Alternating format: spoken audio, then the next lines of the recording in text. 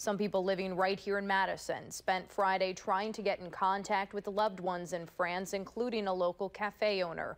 News 3's Valina Jones spoke to that owner who is from Paris, and I can't even imagine what the last 24 hours has been like for her. Right. It's been a shock, and they're still shaken tonight. Owners of La Baguette said they spent hours trying to get a hold of family and friends last night to make sure they were safe.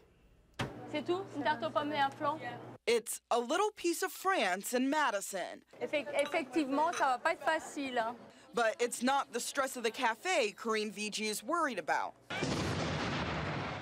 but the chaos in the streets back home that has them fearful of what's to come. There they hit cafes, they hit Cambodian restaurant, you don't know. Yeah, so that was a scary part. Some of Corinne's family still lives in Paris suburbs. One group of friends was even at the stadium terrorists targeted. Luckily, they're safe.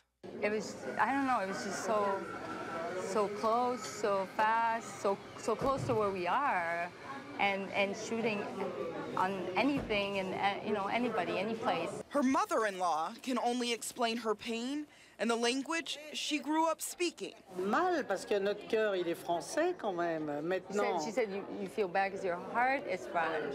That heartache very familiar for the mother who still lived in France during 9/11, months after her son and his family moved to America. We were here, and they were really worried. They said, United States is going to be at war, you need to come back to France, and things like that. Now, it's France they're worried about. We don't know what we're going to do. My children are supposed to go to France in April.